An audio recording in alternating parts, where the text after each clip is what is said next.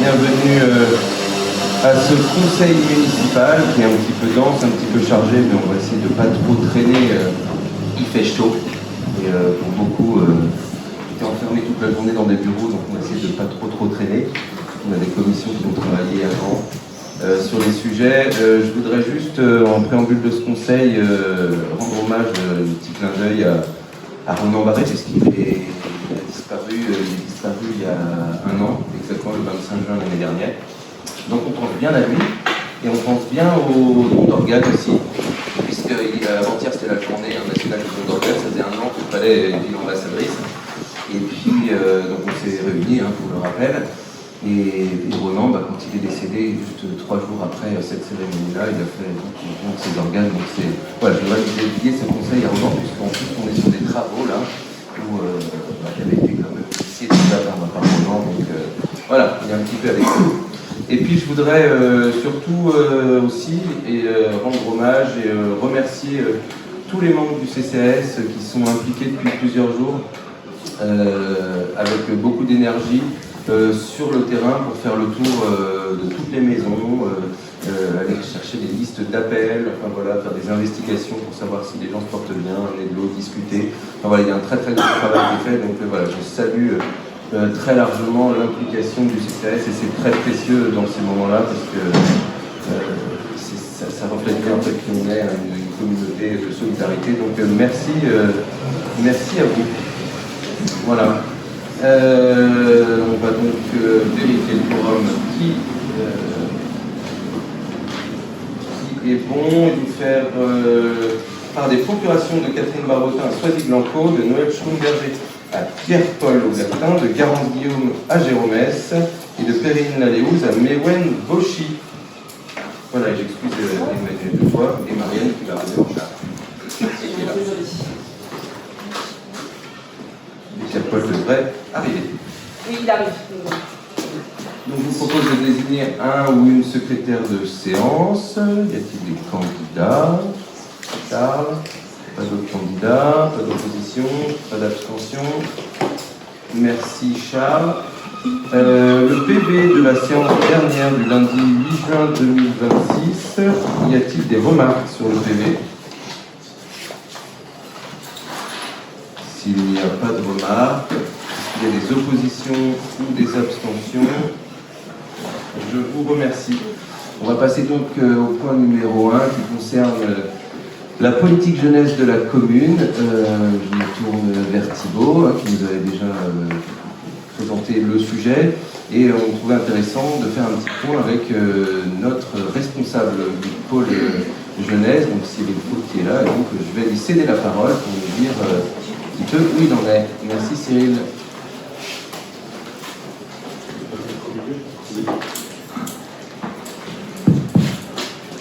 Bonsoir. Du coup, l'enjeu de cette intervention, c'est surtout par rapport au point service information jeunesse. C'est un service auquel on a réfléchi, en tout cas pour l'adhésion à ce service. C'est un service régional, le CRIJ. Peut-être que vous avez déjà entendu parler du CRIJ, Centre régional d'information jeunesse.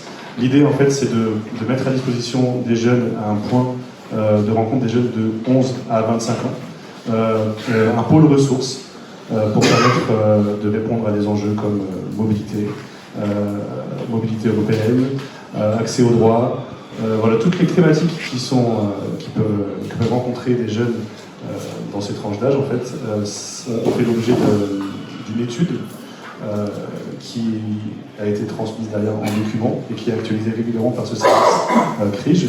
Et en fait, l'idée, c'est d'adhérer à ce service. Normalement, on a reçu il y a quelques mois avec les élus, les responsables et coordinateurs régionaux sur Belle-Île. Il faut un équivalent pour adhérer à un service information jeunesse. On a pu faire l'objet d'une dérogation du fait qu'on a des lycéens qui partent sur le continent et que du coup l'idée c'est de se mettre en réseau avec les services d'information jeunesse de Lorient et de Vannes et de rentrer dans un partenariat avec ces structures pour que les jeunes puissent avoir accès à ces informations et sur Belle-Île quand ils sont chez eux, et sur le continent quand ils sont en études. Donc du coup, ils ont accepté d'avoir cette petite écart, cette petite particularité propre à nous. Donc il y a quand même un enjeu financier, parce que cette documentation, le coût s'élève à 1 000 € pour la doc, mais c'est un coût pour avoir accès aux documents, mais aussi au suivi du réseau et à la mise à jour et aux particularités régionales. C'est-à-dire qu'il y a la documentation nationale, et ensuite il y a tout ce qui est propre au Morbihan qui va être spécifié dans la doc, et puis ensuite régulièrement des mises à jour pour ce segment. Voilà. Donc je ne sais pas si vous avez des questions peut-être sur le réseau IJ, mais c'est l'idée, en fait, si on veut comprendre la démarche, le service jeunesse, on propose le service animation, mais l'idée c'est d'être identifié par les jeunes pour que eux, derrière, une fois qu'ils nous connaissent, on puisse leur permettre d'avoir un relais justement vers ces problématiques et de pouvoir les accompagner dans leur vie de jeunes. Et je pense que oui, c'est un outil quand même qui permet d'être assez pertinent dans l'accompagnement et de ne pas rester sur quelque chose de superficiel dans l'accompagnement. Voilà, l'animation c'est bien, mais ça ne pousse pas tout ce que peut être une politique jeunesse. Voilà. Comment ça se passe en ce moment, les projets pour l'été, un changement de thématique? Là, j'ai envoyé les programmes ce matin, c'est dense. Donc il y a pas mal de choses qui se font, notamment avec des partenariats avec le CPIE, avec les Perluettes qui organisent les printemps des arts et de la nature aussi. Donc on essaie de s'inscrire aussi dans tout le tissu associatif et de proposer des choses en lien avec l'actualité estivale. On a une bonne fréquentation, on a une moyenne de 14 jeunes journalières, on a des pics à 25 jeunes parfois, je veux dire en vacances ou en période scolaire. Donc c'est une structure qui, pour un an d'existence, se porte bien. Il y avait une demande, donc on y répond, et c'est super de savoir qu'on n'est pas là pour rien. Et donc plein de projets, plein d'enjeux pour absorber ce flux aussi. Donc on est en discussion avec un petit comité de pilotage très récemment, où quelques-uns d'entre vous étaient là, et on continue à travailler pour que ça se passe pour le mieux. Il y a des questions, profitez-en.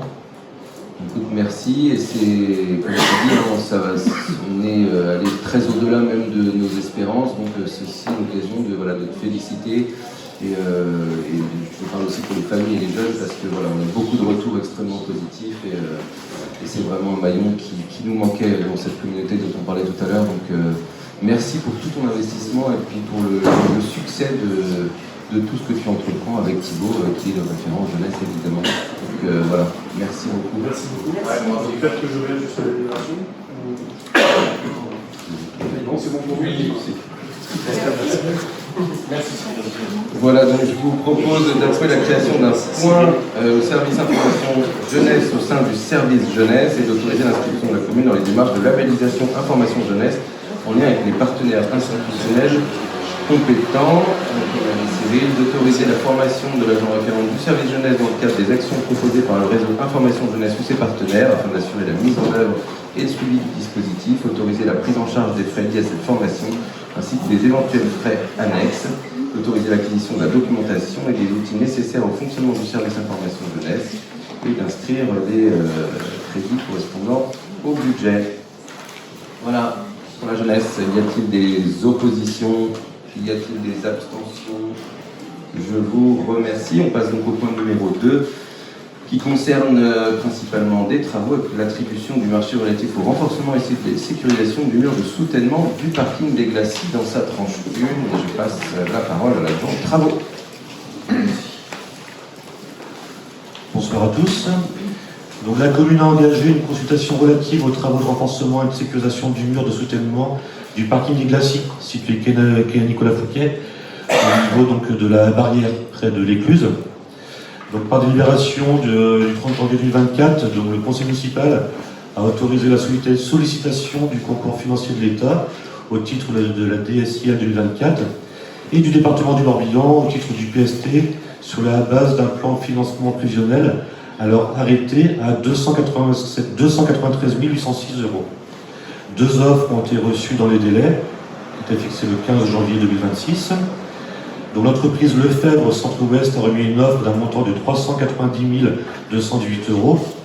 Et le groupe Star ARBV a remis une offre d'un montant de 487 770 000 € hors taxe pour les deux. Au vu du rapport d'analyse des offres établies, à partir des pièces remises par les candidats et des critères prévus au règlement de consultation, l'offre de l'entreprise Lefebvre Centre-Ouest est classée première. L'offre du groupement STAM RPV est donc classée seconde. Il est donc proposé de retenir l'offre économiquement la plus avantageuse au regard des critères annoncés dans les documents de la consultation et d'attribuer le marché entreprise Lefebvre Centre-Ouest, mandataire du groupement pour commander notamment Géolith et West Acro, pour un montant estimatif de 390 218 € hors taxe, soit 468 262 € TTC. Les travaux donc, seront envisagés à la fin de l'année 2026 et au cours du premier trimestre 2027, sous réserve de notification du marché, des ordres de service, des contraintes techniques et des autorisations éventuelles nécessaires de la coordination avec les autres chantiers du secteur. À savoir donc, qu'on a une différence entre l'évaluation qui avait été faite et donc les devis qui sont arrivés. Avec le venu dedans, on est arrivé à 100 000 € de différence.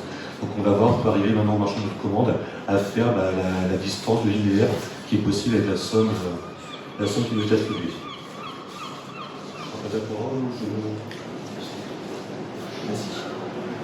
Est-ce que vous avez des questions techniques pour ce président? Ça fait un moment que Stéphane travaille sur le dossier. S'il y a des questions, non. Alors je vous propose, donc, d'après le rapport d'analyse des offres, d'attribuer le marché à l'entreprise Lefebvre Centre-Ouest, mandataire du groupement comprenant notamment Géolith et West Acro, classé première à l'issue de l'analyse des offres pour un montant estimatif de 390 212 €, soit 468 262 € 70 TTC. Dire que l'offre retenue constitue l'offre économiquement la plus avantageuse au regard des critères prévus au règlement de la consultation. Préciser que le montant d'attribution constitue un montant estimatif, le marché comportant des prix forfaitaires et des prix unitaires, et que des prestations à prix unitaire seront réglées selon les quantités réelles exécutées, constatées contradictoirement et validées dans les conditions prévues par les pièces du marché. De préciser que les subventions attribuées au titre de la décile 2024 du programme de solidarité territoriale, le PST, constituent des montants maximums respectivement fixés à 100 000 € pour la DESIL et 102 832,10 € pour le PST, sans préjudice de coût réel de l'opération et les conditions de versement fixées par les financeurs.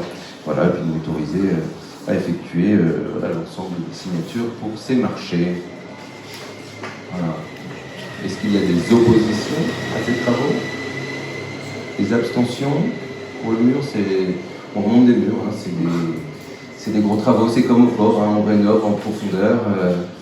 Mais voilà, il est important, on se rend compte qu'en plus l'assise du mur est quand même complexe et fragile, donc il faut rénover ce mur historique qui va être d'ailleurs, il y aura des études, pour ceux qui n'étaient pas là à la commission de finances travaux la dernière fois, il y aura des archéologues qui vont venir travailler un petit peu pour essayer de dater le mur pour sa méthodologie de construction. Donc voilà, il y aura un travail intéressant sur l'histoire de la ville du côté de ce mur-là qui est antérieur évidemment à la citadelle.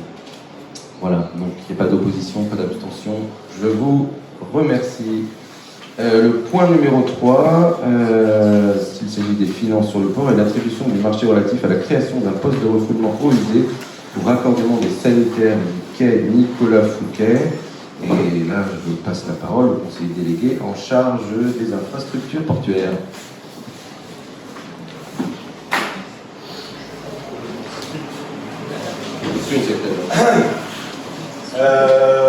Je voulais parler avec le micro. Voilà. Je suis pas trop à l'aise avec ça. Donc moi j'ai fait un petit speech, je suis pas bon dans la lecture, je trouve ça trop scolaire. Moi j'ai fait mon petit pense-bête que je vais vous lire. Donc voilà, on part sur 3 entreprises qui ont été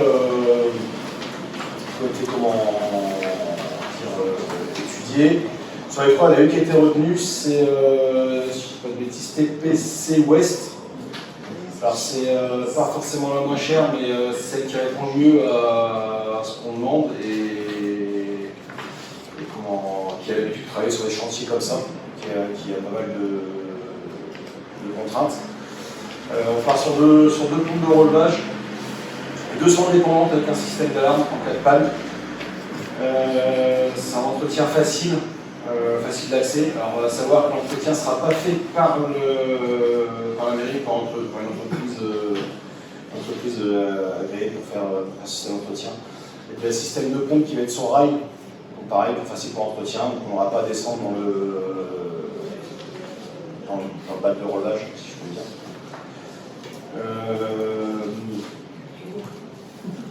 Qu'est-ce que je peux vous dire d'autre de plus? C'est facile d'accès.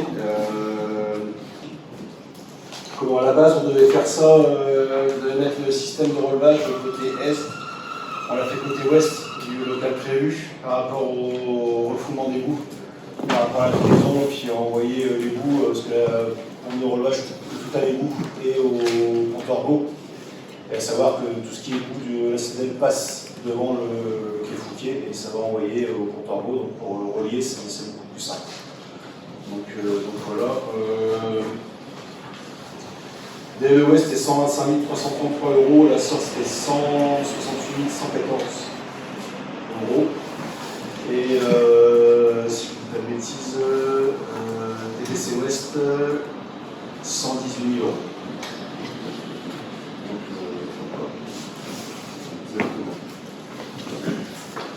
Oui, Patrick. Ouais, moi j'ai une question. Est-ce que ce poste-là, il est justifié par quoi? Par le futur bloc sanitaire et par l'ouverture de la citadelle? Non, en fait, le poste. Je ne sais pas si on a eu un plan, je me souviens. Si, peut-être, mais bon, Si on l'a passé on l'a passé la dernière fois, ouais. Tout le monde l'a eu. Vous avez dû repartir avec, normalement. Oui. Pareil, beaucoup de choses, hein, je n'arrive pas toujours avec tout. Ah. Non, mais En fait, le système de la citadelle est déjà existant. Oui. On se repique dessus, en fait. On se repique dessus. D'accord, donc, ok. c'est pour nos sanitaires. Ok, voilà. C'est pour ça qu'on n'aurait pas eu à le mettre, tu sais, c'est comme avec le premier projet de l'autre côté, mais on préférait mettre les sanitaires pour Et le poste de relevage, il sera dans le bloc sanitaire? Non, il sera à l'extérieur, côté TNC, en fait.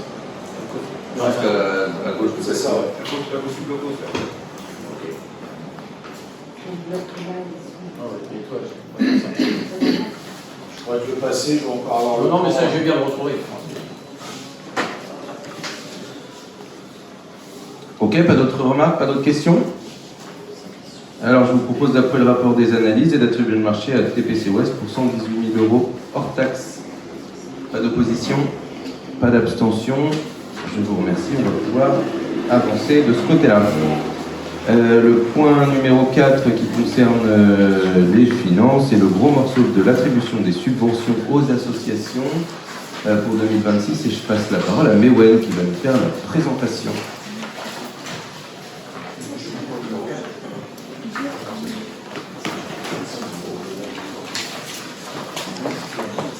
Bonsoir à tous. Je lis le point numéro 4. Alors, lisons le point numéro 4. Dans le cadre de la politique de soutien au tissu associatif local, la collectivité procède chaque année à l'examen des demandes de subventions déposées par les associations.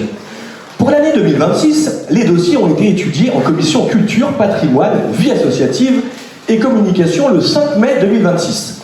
Je confirme, on a passé quelques heures sur les dossiers.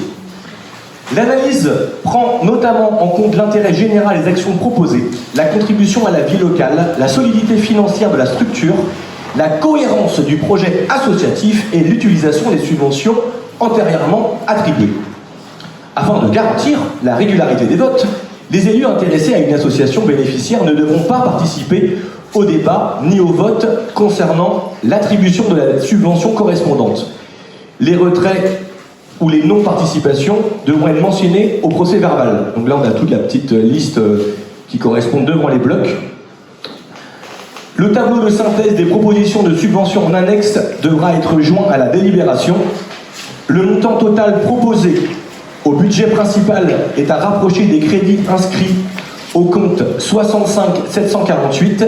Le montant proposé au budget port est à rapprocher des crédits inscrits au compte 65 88. Je vais vous lire maintenant les propositions qui ont été faites après délibération et discussion avec notamment pas mal d'élus. Dans le bloc sport et loisirs, l'Amicale des Boules demandait 500 € d'équipement, d'aide à l'équipement, et on a proposé 200 €. Vous pouvez voir dans les cases en face où c'est marqué note 2026 sur la droite, vous avez le nombre d'adhérents. En l'occurrence, par exemple, l'Amicale des Boules, c'est 43 adhérents, dont 16 palantins. Ensuite arrive le bloc ASBI. Donc la SBI, c'est comme ça depuis des années, ils demandent toujours la même somme, on pourra le regarder dans les autres tableaux, c'est 5 500 € de demande, on leur a accordé, ou proposé en tout cas aujourd'hui, 5 500 €. C'est 158 licenciés, donc c'est vraiment une des associations qui couvre le plus d'adhérents sur Belle-Île-en-Mer.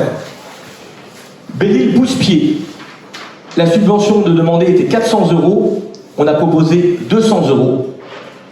La Team Belle-Île, 2000 € demandés, on propose 2000 €, ils sont 160 adhérents, et c'est vrai qu'ils sont quand même très actifs sur Belle-Île, ils proposent énormément de choses.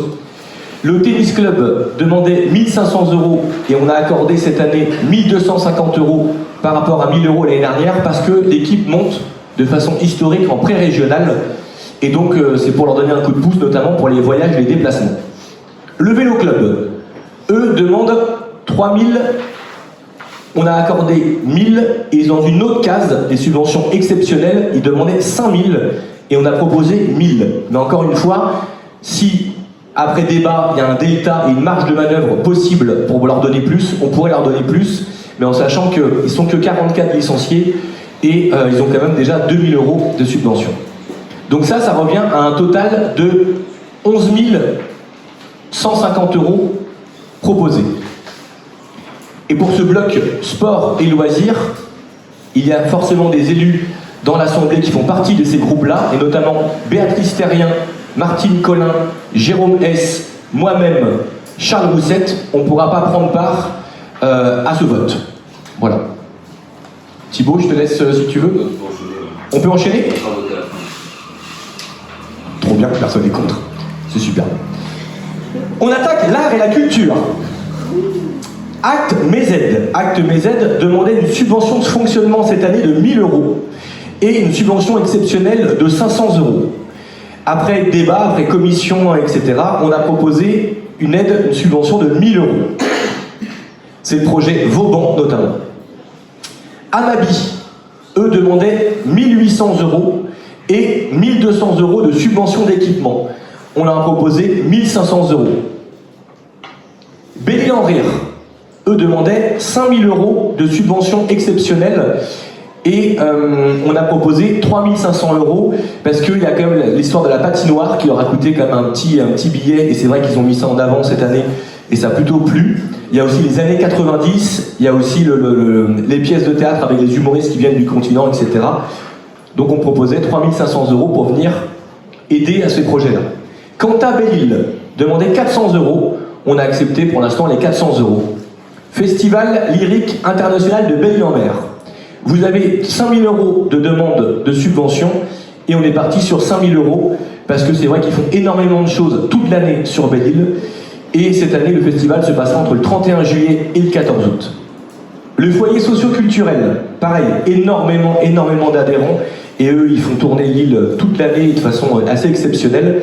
Ils demandaient 5500 € et on leur a accordé 5500 €. Ils sont 563 adhérents, dont 50 bénévoles. Hein, c'est un grand respect pour ces gens-là. Les Perlevettes demandaient 500 €, on est parti sur 500 € également. 4e printemps des arts de la nature, expo photo en partenariat avec le CPIE. La puce à l'oreille demandait 1500 €, on a accepté 1350 € pour leur donner un coup de pouce aussi. Les Gerveurs demandaient 2000 € plus 3125 € de subvention exceptionnelle, et on est parti sur 3000 € cette année, parce que c'est quand même le centenaire de la fanfare, et je crois en plus qu'ils ont gagné un prix assez prestigieux en France, donc on s'est dit que c'était quand même cool de donner un coup de pouce à cette association-là. Association de jeunes qui en veulent. Les Tempestaires, association de cinéma sur Belle-Île, ils demandaient 1500 €, on leur a proposé 1250 €. C'est vrai que c'est la fête du court-métrage, ils font pas mal de choses aussi avec les jeunes, le mois du documentaire, des séances de films en plein air, etc. Donc c'est aussi une asso qui propose pas mal de choses. La ludothèque Je tue il demande 100 €, hein, faut être bien gourmand, donc on a accepté les 100 €. Les Mystères de l'Ouest demandaient 1500 €, on a proposé 1000 €, parce qu'il y avait une sorte de subvention exceptionnelle par rapport au bal du printemps. Les plages musicales à Bangor, 5000 € de demande de subvention de fonctionnement cette année, on leur a proposé 4000. La Société historique demandait 1000 €, on leur a proposé 500. Le terrain de jeu demande 250 €, on a accepté 250 €, c'est les jeux de société pour les jeudis soirs toute l'année sur Belle-Île. Tigidi, donc l'association qui a fait notamment les bateaux en carton le week-end dernier et les caisses en savon, demandait une subvention exceptionnelle de 5000 € et on leur a accordé 3500 €. C'est Émulsion, festival gastronomique, c'est Belle-Île en Gravel effectivement également. Ils font quand même beaucoup de choses et ils réunissent beaucoup de bénévoles pour faire bouger l'île. Vindilis, la compagnie théâtrale de Vindilis demandait 2000 € cette année et on a accepté les 2000 € parce que pareil, ils font énormément de choses pour les jeunes et ils font toute l'année des ateliers théâtre, etc. C'est une association qui fait vivre quand même Belle-Île de façon assez énorme aussi. Donc là, tout ça, ça représentait le groupe Art et Culture et on a une subvention totale accordée à 34 350 €. Béatrice Terrien, Jérôme S, Thibaut Grollemond, Francis Villadier, Thibaut Tardif ne pourront pas prendre part au vote. Ensuite arrive le troisième bloc. Santé, solidarité et action sociale.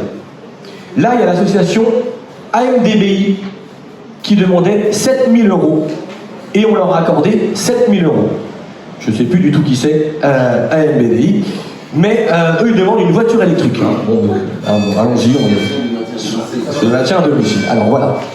Donc une voiture électrique. Faut peut-être savoir ce que c'est. Ah non. Il y a qu'à demander à C'est elle dit, elle a dit. Maintien C'est domicile. T'as compris? Amicale des pompiers, 340 €, notamment pour les calendriers. Donc on a accepté 340 €. C'est que des bénévoles, ces mecs sont un peu des héros. Si on leur donne pas à eux, on donne à personne. Entre dans la ronde, demandez 250 € plus 250 €, et en face, on a proposé 0. Ça fait tout bizarre de dire ça. Non, mais c'est parce que c'est une compétence communautaire. Ok, c'était ça. On envoyer une subvention qui est là pour la communauté de communes. Exact, c'est une compétence CCBI, effectivement. Donc les subventions se feront avec la CCBI et pas avec la commune de Palais. La Ligue contre le cancer, pareil, j'imagine. Ils demandent une subvention de 500 €. Intervention à domicile des personnes atteintes d'un cancer. Et c'est aussi une compétence CCBI? Non, ça c'est des associations qui sont pas de Belle-Île, qui font des demandes, mais c'est qui sont très généralistes. Donc en général, on ne donne pas aux associations qui font les demandes du continent. On a déjà beaucoup d'associations qui sont créées, qui se développent. Mais si on commence à donner aux associations extérieures, on finit pas. On fait déjà sur tout ce qui est le cancer, on fait Octobre Rose avec Belle-Île en Trail, et là on lève des fonds justement pour des actions concrètes, notamment pour le cancer du sein, tous les ans, et donc là on est d'ailleurs sur des projets à venir. Très bien, merci pour ces précisions. Périnat à Belle-Île, eux demandaient une subvention de 500 € plus une subvention exceptionnelle de 1000 €, mais je crois que c'est également une compétence de la CCBI. Oui, pour l'instant, a priori, ce sera une compétence CCBI, donc on verra si jamais ce n'est pas le cas, on reviendra à la table des subventions dès qu'on a la demande. Parce que c'est hyper intéressant et tout le monde a vraiment très envie de soutenir cette association-là, donc voilà, s'il n'y a pas d'aide communautaire, elle reviendra en commune, D'accord. on proposera. Les Restos du Cœur, subvention de fonctionnement de 3000 € et on a accepté de leur donner 3000 € aux copains des Restos du Cœur. Ce qui revient en fait pour ce bloc-là, le numéro 3 de santé, solidarité et action sociale, pour un bloc de 10 340 €. Soisy-Glanco, Noël Bonnard ne pourront pas participer au vote tout à l'heure de ce bloc-là. Numéro 4, le nature et environnement. Donc là, on a l'association L'Abeille Noire, à 600 € de demande de cette année pour subvention de fonctionnement. On leur a accepté 600 €. L'association astronomique de Belle-Île-en-Mer demandait cette année en subvention d'équipement notamment des achats à filtres solaires pour l'éclipse qui va avoir le 12 août prochain. Ils voulaient 980 €, on a accepté de leur proposer 700 €. Les CPIE, pépinières pédagogiques, eux demandaient une subvention exceptionnelle de 8 300 €, et on est parti sur le principe qu'on va leur accorder 8 300 €. C'est une convention de partenariat qui s'étalera sur 3 ans. CPIE, ferme communale. Et ensuite, de la terre à la casserole, demandait une subvention de fonctionnement de 300 €, et on leur a accordé pour l'instant 200 €. Notamment une organisation d'une journée sur le jardin multicolore, préparation tout au long de l'année d'ateliers de jardinage, de cuisine, création d'un jardin partagé au siège de l'association. Et la dernière association de ce groupe Nature et Environnement, c'est du grain au pain.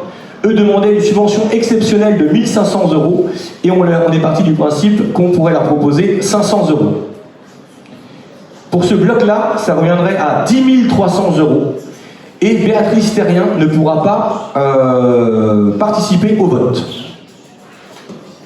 Ensuite, dans les autres, l'avant-dernier groupe, vous avez dans les autres, il y a notamment l'école du chat qui demande 500 €, et on leur a accordé 500 €. C'est encore des bénévoles et qui font sur tout Belle-Île pour pouvoir nous éviter souvent à gérer avec la commune. Donc heureusement qu'ils sont là. Derrière, vous avez le Souvenir français qui demande 150 € de subvention de fonctionnement, et on leur a accordé les 150 €. Donc c'est transmettre le souvenir des personnes mortes pour la France, présence aux cérémonies patriotiques, entretien des tombes et des monuments. Donc ça fait juste, pour ce bloc-là, une subvention de 650 €. Et le dernier groupe, c'est la vie scolaire.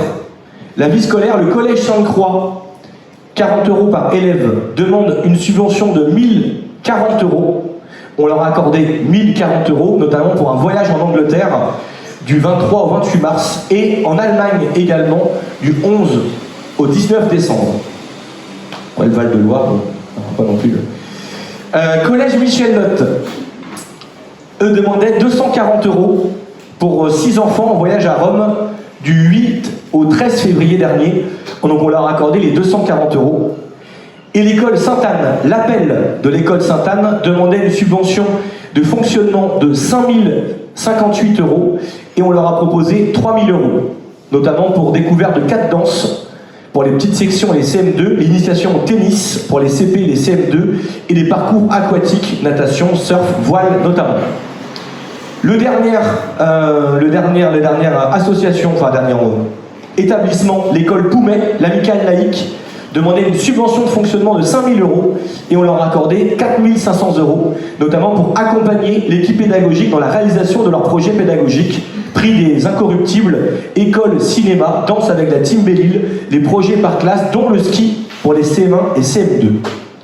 Le total de ce bloc-là pour la vie scolaire représente 8 780 €, c'est-à-dire pour ces 6 blocs, vous avez des subventions proposées d'une valeur de 75 570 €. Est-ce que je propose le port ou quelqu'un veut s'occuper du le port? Histoire de réveiller un petit peu tout le monde. Le Yachting Club. Ah, je sais pas comment on dit ça. Yachting. La Belle-Îloise demande une subvention d'équipement de 3000 €. Et après discussion et pas mal d'heures passées autour de ces sujets-là, on a proposé 2000 €, notamment pour un changement de voile de la Baume et du gréement dormant. Les amis de Gwenilly, avec François Bouteille, demandaient, eux, une subvention de fonctionnement de 590 €. On leur a accordé 590 €, et c'est surtout pour couvrir les frais de port. Les amis du bar et Corvic, ils demandaient une subvention de fonctionnement de 1600 €. On leur a accordé la subvention de 1600 €, notamment rénovation de l'intérieur, pose de l'accastillage et faire un abri pour protéger le canot. Les sauveteurs en mer, eux, demandaient 3000 € de subvention d'équipement, et on leur a accordé aux 3000 €, parce que pareil que les pompiers, ces gens sont un peu des héros. Changement de la pompe eau de mer, remplacement des vannes, des clapets sur le circuit d'assèchement, travaux de peinture d'anti-fouling, révision des gilets de sauvetage, mise à sec et travaux sur la coque. Et la dernière partie, voile sans frontières, ça c'est le lien entre l'école Poumet et l'école du Monde, l'école de Mondé. Ils demandaient une subvention exceptionnelle de 1000 € et on leur a accordé la subvention de 1000 €. Et là, je vois que c'est marqué selon D062-25. Autant vous dire que vous allez nous expliquer ce que ça veut dire. C'est une délibération. C'est une délibération. Une délibération qui a été prise le 31 juillet 2025 et qui validait le fait que il y ait des scolaires, en fait il y a 2 scolaires, il y a une famille d'enseignantes de Palais qui sont partis via le Sénégal, ils ont traversé l'Atlantique aller-retour, ils vont revenir d'ailleurs, et il y avait un projet humanitaire que les enfants de l'école, de leur classe ont pu suivre, et notamment des participations pour aider au développement des écoles au Sénégal, je crois que c'est dans le cadre de la Casamance ou dans le coin. Et en fait, on avait mis une fourchette et en fait, on payera en fonction des factures qui nous sont données. Parce que l'idée, c'est pas de donner une somme comme ça, mais c'est vraiment qu'il y ait un projet concret qui soit porté par la famille en accompagnement direct.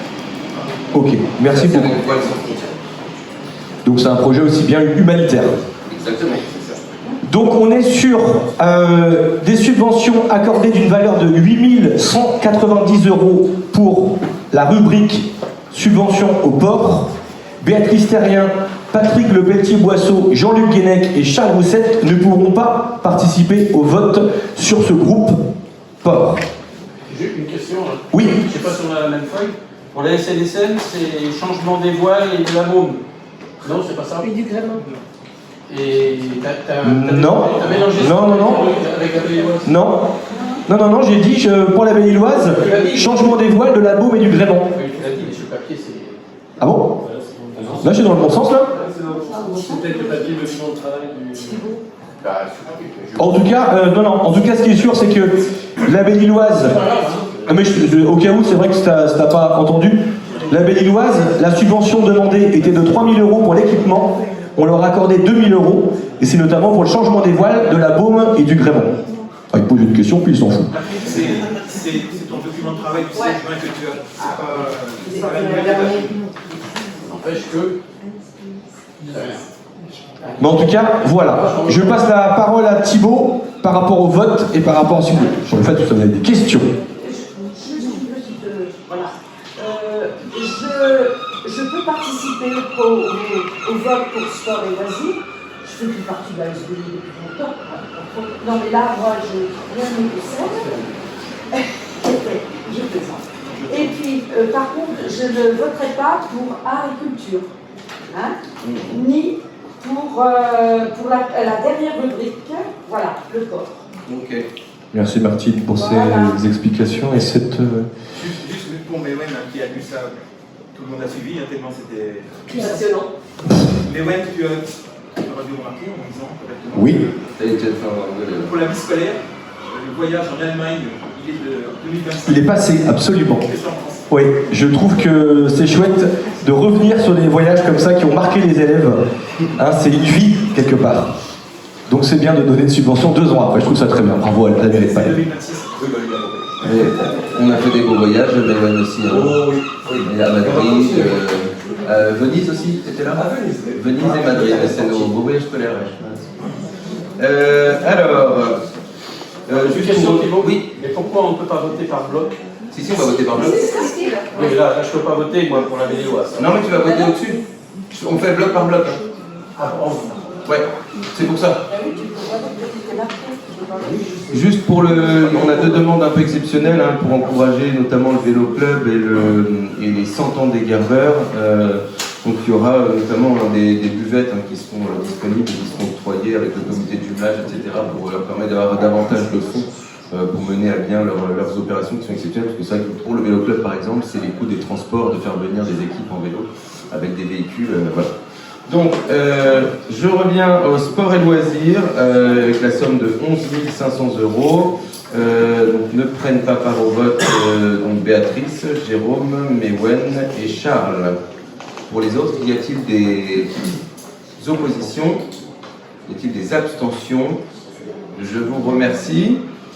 Pour l'art et la culture, 34 350 €, donc ne prennent pas part au vote Béatrice, Jérôme, moi-même, Francis et Thibaut, Tardif et Martine.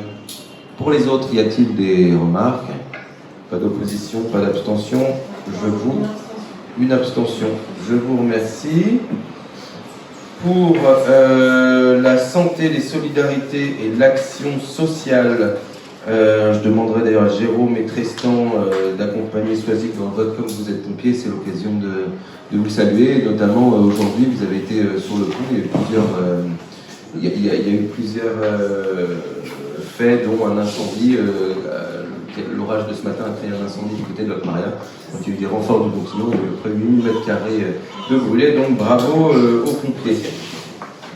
Voilà, donc pour la somme de 10 340 €, pour les autres, y a-t-il des abstentions? Une abstention, y a-t-il des oppositions? Je vous remercie. Nature et environnement, avec la somme de 10 300 €. Béatrice ne prendra pas en vote. Pour les autres, y a-t-il des oppositions? Une opposition, y a-t-il des abstentions? Je vous remercie. Pour l'école du Châle, souvenir français, 650 €. Y a-t-il des oppositions? Y a-t-il des abstentions? Merci. Et enfin, pour la vie scolaire, la somme de 8 780 €. Évidemment, vous voyez, il y a un delta, mais c'est en fonction des voyages organisés parce qu'on a une somme qui est donnée donc par élève. Donc 8 780 €. Y a-t-il des oppositions? Y a-t-il des abstentions? Une abstention, merci. Et enfin, pour le port, comme on l'a dit, avec 8 190 €. Donc, ne participent pas au vote Béatrice, Patrick, Jean-Luc, Charles et Martine. Y a-t-il des oppositions? Y a-t-il des abstentions? Je vous remercie. Donc on verra donc sur un montant total de 76 000 € inscrits au budget principal. On est donc à 75 770 et donc on accompagnera Périnat si la commune ne l'accompagne pas et si vous en êtes d'accord. Merci à vous. On passe au bordereau numéro 5 avec la commission et l'établissement d'une liste de propositions de personnes appelées à siéger à la commission communale des impôts directs. Alors cette commission est consultative et intervient en matière de fiscalité directe locale en lien avec l'administration fiscale. Elle participe notamment aux travaux relatifs aux valeurs locatives et aux bases d'opposition. Donc, il nous fallait qu'on ait une commune de 2000 habitants, proposer une liste de 32 noms afin de permettre la désignation de 8 commissaires titulaires et 8 commissaires suppléants. Il faut être de nationalité française, avoir 18 ans, jouir de ses droits civils, être inscrit au rôle des impositions directes locales dans la commune, être familiarisé avec les circonstances locales et posséder des connaissances suffisantes pour l'exécution des travaux. Donc je vais vous lire la liste que j'ai ici. Donc la liste qu'on vous propose, donc le maire étant membre de droit de la CCID, il ne doit pas être mentionné dans les personnes proposées ci-dessous. Donc nous avons Catherine Barretin, Jean-Luc Guénec, Olivier Lorec, Jérôme S, Garance Guillaume, Emmanuel Tirel de Poix, Béatrice Terrien, Pierre-Paul Aubertin, Perrine Laléouze, Mario de Thomas, Charles Roussette, Tristan Boyer, Francis Villadier, Bathilde Chaboch, Méwen Bauchy, Lucien Perrin, Muriel Valade, Olivier Claude, Francis Marat, Geneviève Guichenay, Éric Laléouze, Alain Robert, Stéphane Brochard, Dominique Flamand, Patrick Lepelletier-Boisseau, Michel Cosquer, Marie-Christine Perruchot, Fabrice Jumel, Sylvain Thomas, Souverain Stéphane, Poésie-Varin Olivier et Marie-Paul Perruchot. Voilà. Bon, c'est là-dedans, ce sera plus oui. Ouais, à la commission de travaux finances, je vais proposer un nom parce qu'il restait beaucoup de places libres. Oui. Réunion préparatoire. Je crois, je ne trouve pas tout. Est-ce que tu avais donné tous ses coordonnées? Avec sa date de naissance? Non. Son adresse? T'as juste donné son nom. Je ne connais pas la date de naissance de tout le monde. Non, on a été pioché parce qu'on a galéré. Ouais, enfin bon, c'est pas dur d'appeler. Voilà. Je t'ai appelé plusieurs fois. Ouais. J'ai appelé plusieurs fois. La personne? Toi? Alors, dans les noms. C'est pas moi le faut appeler, c'est la personne. Non, mais j'ai pas le numéro de la personne.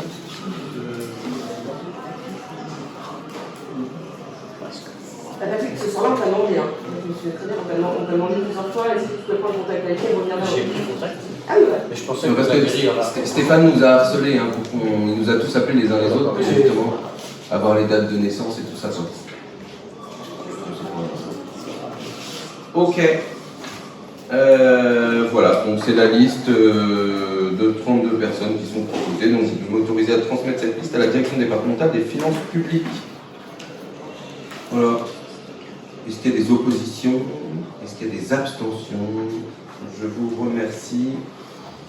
Le bordereau numéro 6 concerne l'examen de la modification statutaire de la communauté de communes. Alors c'est une formalité, mais que nous devons enregistrer en conseil municipal, puisque les modifications portent au niveau de la communauté de communes sur la mise à jour de l'adresse du siège communautaire, qui est actuellement au 56 rue Alexis Danan à Haute-Boulogne, et la prise en compte du transfert des compétences eau et assainissement collectif à Haut-du-Morbihan. Il faut qu'on acte en commune ces changements au sein de la communauté de communes. Et donc je vous propose d'approuver les modifications statutaires de la communauté de communes. Pas de remarques particulières. Est-ce qu'il y a des oppositions? Est-ce qu'il y a des abstentions? Une abstention. Point numéro 7, la désignation de 2 représentants au sein de la commune, de la commission locale d'évaluation des charges transférées, c'est la CLEX. Vous savez, on a 2 représentants par commune qui siègent. Notre rôle est d'évaluer les transferts des charges transférées entre les communes et l'établissement public de coopération intercommunale dans les conditions prévues, et notamment tout ce qui relève de la DCI, qui sera le point suivant présenté par Pierre-Paul.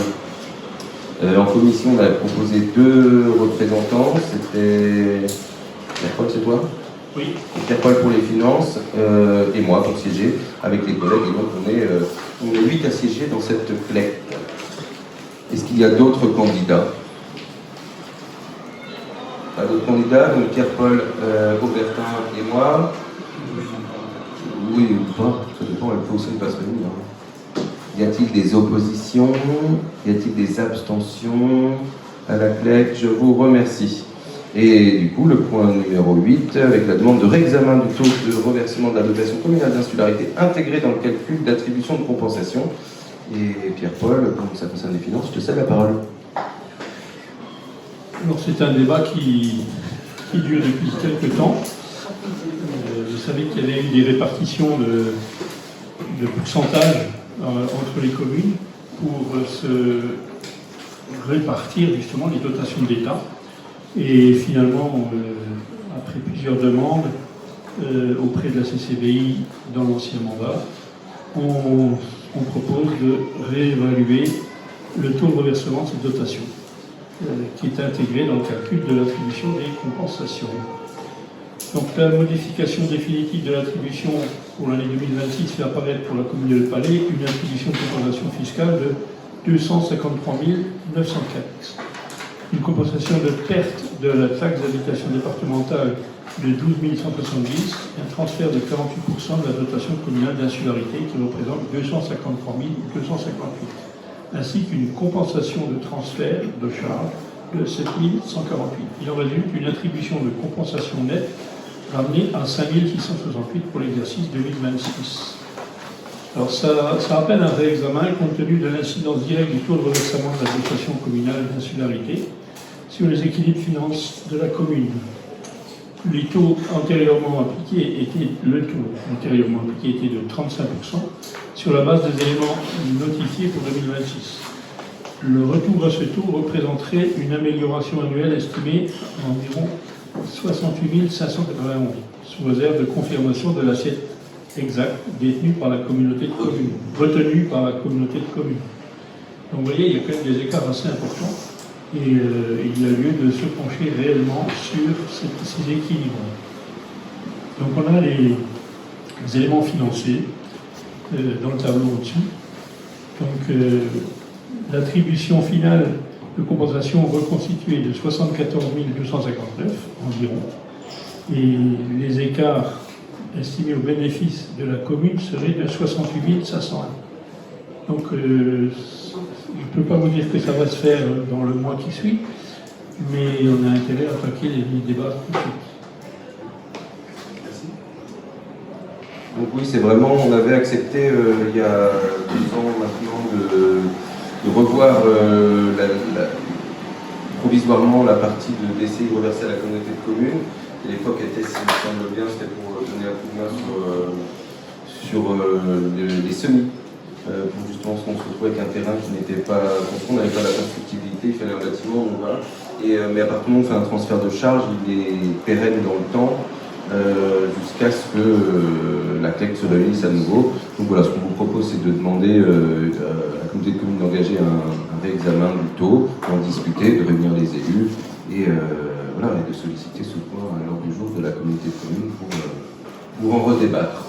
Voilà, et on sait les fragilités financières par les temps qui courent et les gros investissements effectivement sur Palais, notamment, on le voit bien même sur les associations, ça c'est sur le budget de fonctionnement également, on voit qu'il y a beaucoup d'investissements et d'investissements en fonctionnement, notamment sur les voiries qui sont effectuées, donc on a, voilà, si on veut continuer à faire les ouvrages et les travaux d'intérêt généraux aussi, voilà, il faut qu'on revoie un petit peu la copie. Il y a des questions? Bien. Pas d'opposition. Y a-t-il des abstentions? 2 abstentions. Je vous remercie. Point numéro 9, adoption du règlement des aides locales. C'est l'OPA-RU, il y a le point 9 et le point 10. Je passe la parole à Soisy Clanco. Donc la convention d'OPA-RU signée par les banques, avec la Banque des Territoires, le département, l'ANA et l'État déclinent plusieurs domaines d'intervention. La lutte contre l'habitat indigne et très dégradé, l'amélioration des performances énergétiques, l'adaptation des logements au vieillissement et au handicap, l'accompagnement des copropriétés, la réduction de la vacance, l'embellissement des façades ou encore le contrôle des meublés de tourisme. Pour tous ces axes, hors façade, les propriétaires du centre-ville ont la possibilité d'obtenir des subventions versées par l'ANA. Dans le cadre de l'OPA-RU, la collectivité a mis en place des abonnements aux aides de l'ANA, ce qui permet d'augmenter les subventions perçues par les propriétaires, occupants ou bailleurs de logements à l'année, pour les dispositifs MaPrimeLogement décent, MaPrimeRénov' ou MaPrimeAdapt, par exemple, ou encore pour les travaux portés par les syndics et concernant les parties communes.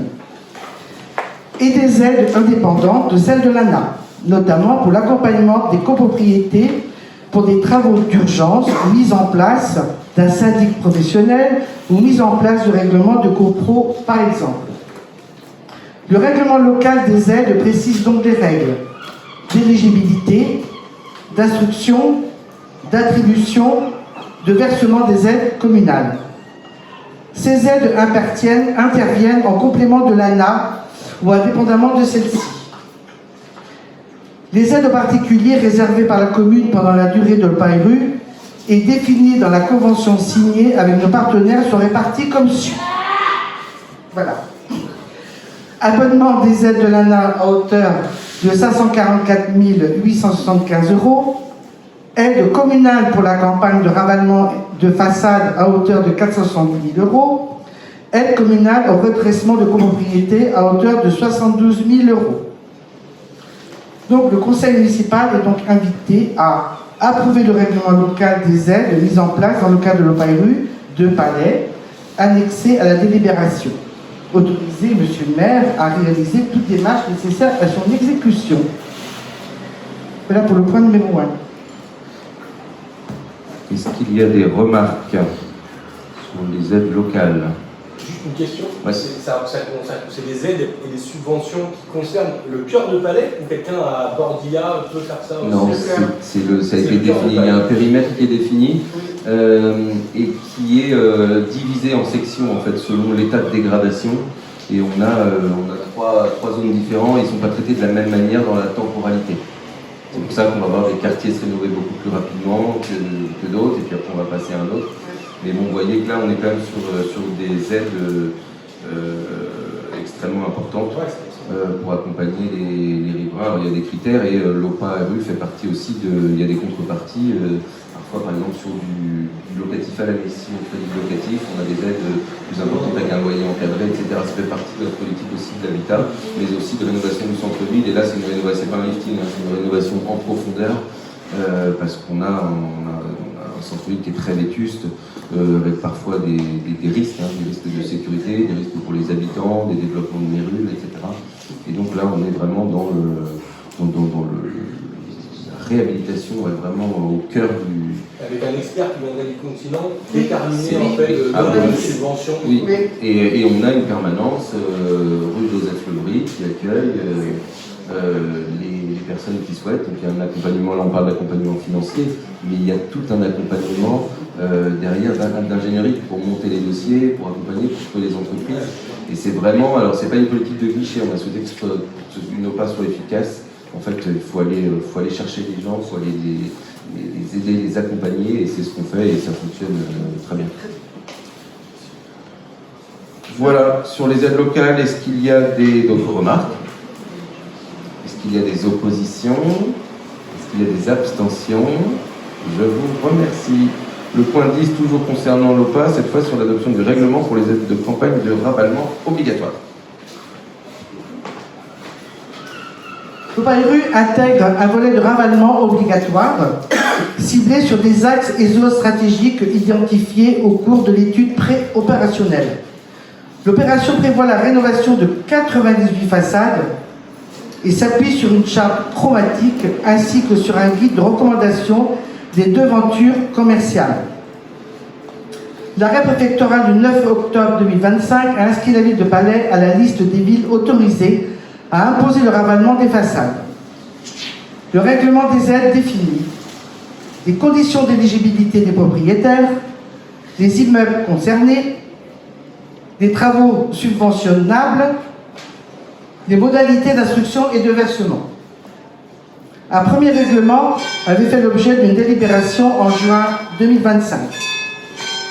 Lors de la commission Habitat du 27 avril 2026, les conditions de versement des subventions communales ont été précisées, notamment la mise en place d'une plaque sur la façade concernée indiquant la participation financière de la commune et de ses partenaires pendant une durée minimale d'1 an. Ou encore la prise en compte des espèces protégées, en sachant que le non-respect de la protection d'espèces protégées est passible de 150 000 € d'amende et de 3 ans d'emprisonnement. Après approbation de ce règlement, nous pourrons prendre l'arrêté imposant les ravalements aux propriétaires identifiés dans la pré-étude.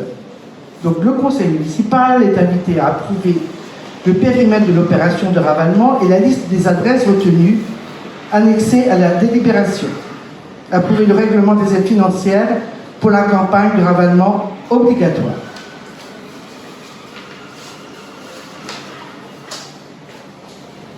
En tout, la collectivité, la commune accompagne à hauteur d'un demi-million d'euros sur l'ensemble de ces opérations de rénovation du centre-ville, avec d'autres partenaires, et on peut les saluer, notamment l'ANA et le département qui nous soutient très largement dans cette opération, même quand il y a eu des contraintes budgétaires, ils ont maintenu le cap. Voilà, donc adoption du règlement pour les aides de campagne de ravalement obligatoire. Y a-t-il des oppositions? Y a-t-il des abstentions? Je vous remercie. Point numéro 11, il s'agit de l'autorisation d'occupation temporaire du domaine public portuaire au profit de la SNSM et de la mise à disposition de locaux communaux et fixation de leur valorisation. Alors on est, évidemment, c'est pas pour faire payer un loyer à la SNSM, mais ils utilisent des locaux et on doit le valoriser comme si c'était une subvention. Donc les locaux concernés sont les suivants: une salle de réunion de 40 mètres carrés, sans point d'eau, un garage de 60 mètres carrés sans eau destiné au stockage de matériel, un vestiaire de 20 mètres carrés équipé d'un lavabo, d'une douche et de sanitaire, et d'un bureau de 25 mètres carrés équipé, lui, d'un lavabo. Les occupations dont consenties sont sous forme d'autorisation d'occupation temporaire, précaire et révocable, personnel non cessible et non transmissible. Elles ne confèrent aucun droit ni droit au bail. La gratuité proposée est justifiée par l'intérêt général des missions exercées et qui constitue une subvention en nature qui doit être valorisée. Et donc, il y a 3 niveaux de valorisation annuels ont été identifiés. La base à 16 080, la moyenne à 19 560 et la haute à 24 120. Et il est proposé de retenir la valorisation moyenne de 19 560 € par an pour les besoins comptables budgétaires. Voilà, est-ce qu'il y a des remarques particulières? pas. Juste pour compléter ce que dit Thibault, la maison mère à Paris a demandé à ce qu'on assure les locaux qui sont mis à disposition. Donc c'est pour ça qu'on a passé une convention et qu'il y a eu une valorisation de tous les locaux occupés. Donc voilà, c'était ce que je voulais dire. Pas de remarques. Comme pour les pompiers, on salue le travail de la SNSM, ses capitaines de ses canotiers, tous les bénévoles qui gravitent autour. Y a-t-il des oppositions? Y a-t-il des abstentions à cette valorisation? Non, eh bien, je vous remercie. Le bordereau numéro 12 concerne l'acceptation de la cession gratuite des emprises cadastrées ZH 987 et ZH 988 des propriétés riveraines à Bordia et engagement des travaux nécessaires à l'élargissement et à la sécurisation de la voie. Donc, nous voilà partie à Bordia. Jérôme, je laisse le micro. Oui, donc vous avez le dossier dans vos pochettes, c'est le petit plan. On va faire assez court. En gros, c'est au niveau de la rue du Figuier, la descente de Bordilla, là où il y a le stop. Aujourd'hui, donc, c'est assez dangereux, un carrefour assez dangereux. Donc, il a été acté avec les propriétaires de 2 parcelles concernées. Donc, la cession de 2 morceaux de parcelles, le géomètre, tout ça va passer. Et en échange de la cession gratuite donc, de ces parcelles, il y aura 2 murs qui seront montés sur chaque propriété. Tout ça pour un montant donc évalué il y a 2 ans à 16 000 €. Et on l'a réévalué un petit peu à 20 000 €. Donc aujourd'hui, il faut juste accepter la cession gratuite et faire tous les papiers de façon à ce qu'on puisse monter ces murs et rendre ce carrefour beaucoup moins accidentogène. Merci Jérôme, c'est vrai que on a saisi l'opportunité d'un mur qui est tombé, un mur en pierre sèche qui n'a pas subi les assauts du temps. Et là on est vraiment dans du partenariat public-privé, gagnant-gagnant, puisque la commune avait besoin d'élargir cette voie qui est quand même très compliquée, et surtout la sortie. Et avec le lotissement du Pénard-Rose au fond, c'est vrai qu'il y a eu beaucoup plus de monde qui habite là, donc plus de circulation. Et donc on va pouvoir améliorer le carrefour, il y a le petit stop, il y aura une bonne visibilité. Et, voilà, on améliore encore la circulation dans le village de Bordia. Donc ce qu'on vous propose, c'est donc de remonter ce mur de 80 cm et de budgétiser une enveloppe de 20 000 € pour pouvoir mener ces travaux. Voilà, est-ce qu'il y a des remarques? Pas de remarques? Est-ce qu'il y a des oppositions? Est-ce qu'il y a des abstentions? Je vous remercie. On passe au bordereau numéro 13 avec les affaires foncières et l'acquisition de la chapelle des Dames, 630 rue de Verdun, et les parcelles AB 426 et AB 578. Donc nous souhaitons procéder à l'acquisition de la chapelle des Dames, qui est un bien qui présente un intérêt patrimonial, culturel et historique pour le territoire communal.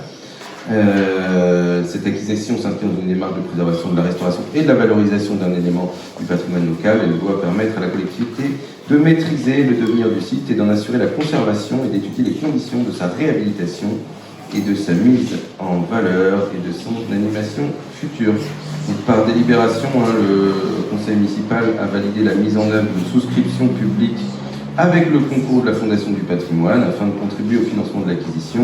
Comme vous vous rappelez, c'est au dernier conseil qu'on a validé une aide financière de 100 000 € de la Fondation du patrimoine et qu'on vient donc désormais d'autoriser formellement l'autorisation de l'acquisition de la chapelle et de la signature de l'acte authentique. Le prix d'acquisition est fixé à 135 000 € net vendeur, après négociation évidemment. Les frais d'acte de vente sont estimés à 3 200 € et ceux de la promesse à 450 € et seront à charge de la commune. Les crédits nécessaires sont prévus au budget principal de la commune sur l'exercice 2026. Cette acquisition ne préjuge pas des modalités futures de restauration, de réhabilitation, d'occupation, de gestion ou de valorisation du bâtiment, lesquelles feront l'objet, le cas échéant, de décisions distinctes selon la nature, leur montant et les procédures applicables. Voilà. Est-ce qu'il y a des remarques sur l'acquisition de la chapelle des Dames, notamment grâce à des donateurs, ou un gros donateur? Merci. On y va pour la chapelle des Dames. Y a-t-il des oppositions? Y a-t-il des abstentions? Je vous remercie. Donc on va pouvoir signer l'acquisition de la chapelle. Et donc le point numéro 14 concerne la domanialité et l'autorisation de publication d'un avis de publicité préalable à la délivrance éventuelle d'un titre d'occupation dans le cadre de la restauration, de la valorisation et de l'animation de la chapelle des Dames. Donc, un peu sur le même sujet. Donc je vais vous faire lecture parce que c'est très formel. Donc, sous réserve de la signature de l'acte authentique d'acquisition de la chapelle des Dames par la commune et de la remise par l'étude notariale d'une attestation confirmant la régularisation de cette acquisition et le dépôt de l'acte aux fins de publicité foncière, il est proposé d'engager une démarche préalable destinée à identifier les porteurs de projets susceptibles de proposer une occupation compatible avec l'intérêt général, la préservation du bâtiment et les objectifs de valorisation patrimoniale poursuivis par la commune. La commune a reçu une manifestation d'intérêt spontané de l'association Les Gerveurs portant sur l'occupation, la restauration, l'animation et la valorisation de la chapelle des Dames. Cette manifestation d'intérêt ne vaut pas attribution d'un droit d'occupation et ne préjuge pas de la décision qui pourra être prise ultérieurement par la commune. Afin de sécuriser juridiquement la démarche, il est proposé de procéder à une publicité préalable permettant de porter à la connaissance du public l'existence de cette manifestation d'intérêt spontané et de permettre, le cas échéant, à d'autres porteurs de projets de se manifester. Cette publicité préalable a un objet strictement conservatoire et transparent. Elle ne vaut ni attribution d'un titre d'occupation, ni désignation d'un occupant, ni approbation d'un bail, d'une convention ou de tout autre cadre juridique. Elle a pour seul objet de permettre aux porteurs de projets éventuellement intéressés de se manifester et de présenter une proposition sans créer de droit au bénéfice des personnes ou structures qui se manifesteraient. L'avis de publicité sera publié pour une durée minimale de 45 jours francs à compter de sa première publication.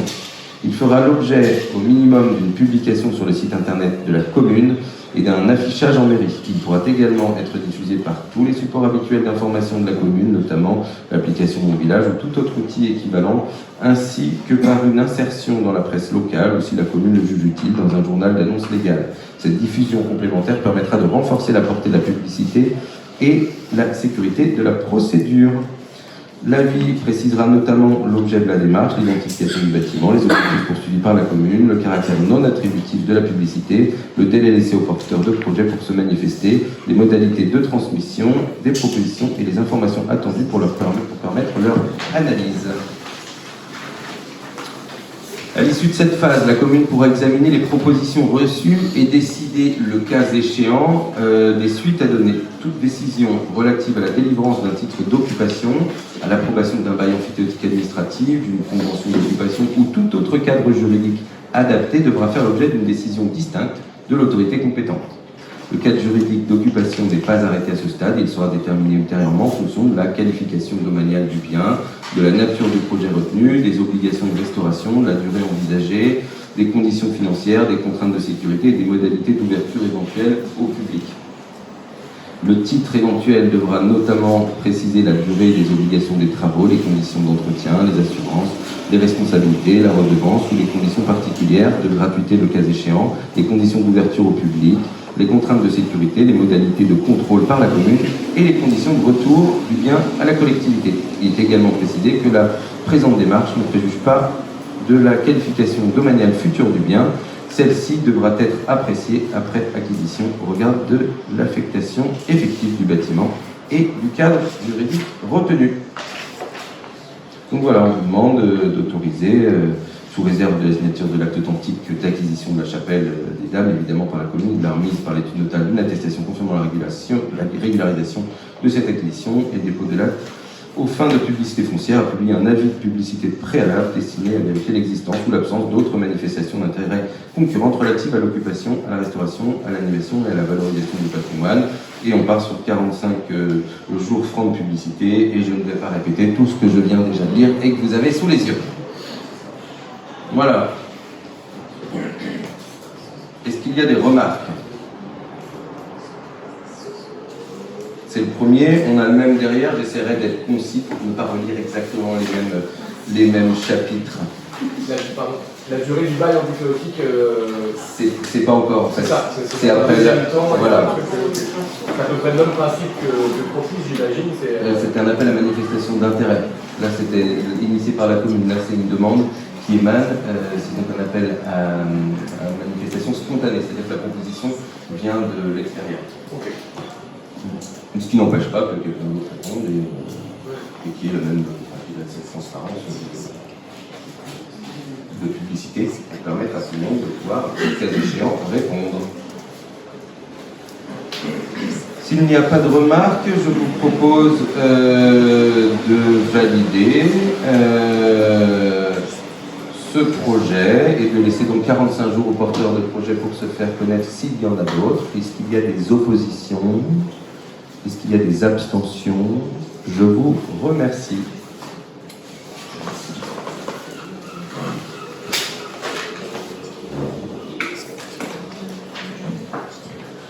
On passe au point numéro 15, qui concerne toujours la domanialité avec une nouvelle manifestation d'intérêt spontané, qui cette fois est relative aux parcelles communales AH156 et AH157 à Haute-Boulogne, avec la même chose, avec autorisation éventuelle de publication d'un avis de publicité préalable. Je vous refais mes notes.